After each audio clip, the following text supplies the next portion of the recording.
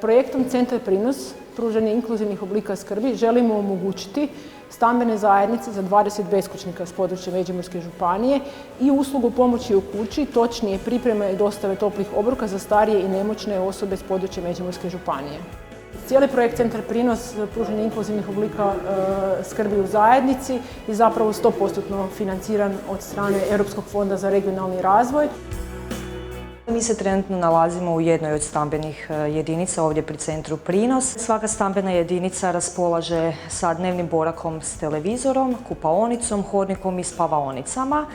Korisnici u tim stambenim jedinicama samostalno borave uz povremenu podršku stručnih djelatnika Gradskog društva Crvenog križa Čakovec, a na raspolaganju im je i njihova vlastita kuhinja.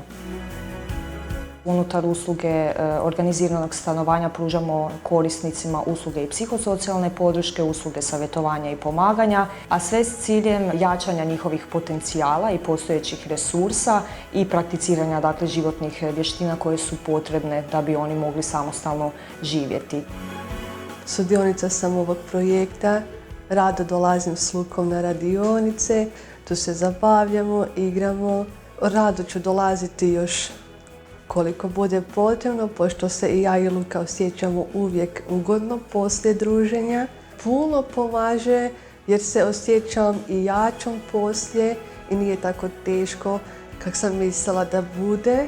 Pitam, zovem, tu su rado dolaze, uskoče u pomoć. Svim našim korisnicima Centra Prinos također se pruža i psihološka pomoć i podrška u sklopu usluge organiziranog stanovanja. Sve naše korisnike se prati u njihovom procesu prilagodbe.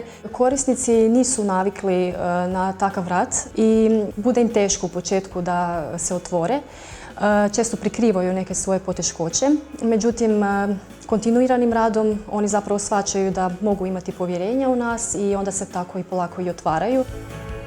Na području Republike Hrvatske postoje razni oblici usluga i skrbi za beskućnike i starije osobe, ali ne postoji takav oblik koji povezuje više usluga kao što je u ovom centru. I zapravo to predstavlja prvo jedno takvo mjesto u Republici Hrvatskoj. Korisnici su za sad jako zahvalni, dobivamo puno pohvala i trudimo se najviše što možemo i što nam financije omogućavaju da im priuštimo najkvalitetniji obrok koji možemo. Jako mi je zadovoljstvo kad vidim korisnika koji je zahvalan i zadovoljan što će dobiti topli obrok i da ne mora brinuti da li će danas imati što za jelo i osjećam se jako ispunjeno. Hrana je odlična, mislim nemam kaj reći.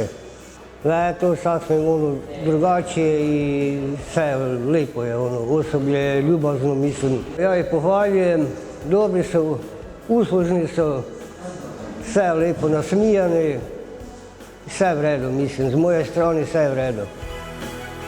Ovaj projekt predstavlja i svojevrsnu socijalnu inovaciju u našoj lokalnoj zajednici, zapravo u sklopu koje razvijamo odnose suradnje sa jedinicama lokalne samouprave. Kroz ugovore o međusobnoj suradnji sudjeluju u osiguravanju odgovarajućeg oblika smještaja za potrebite korisnike s područja Međimurske županije.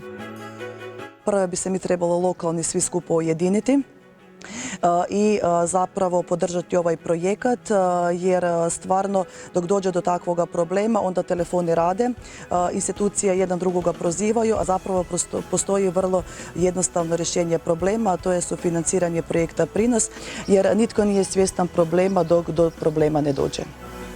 Ideja nam je bila da zapravo u arhitekturi i dizajnu bude zapravo što je moguće više otvoreniji i inkluzivan dizajn kako bi se i korisnici sami osjećali ugodno za vrijeme boravka kod nas.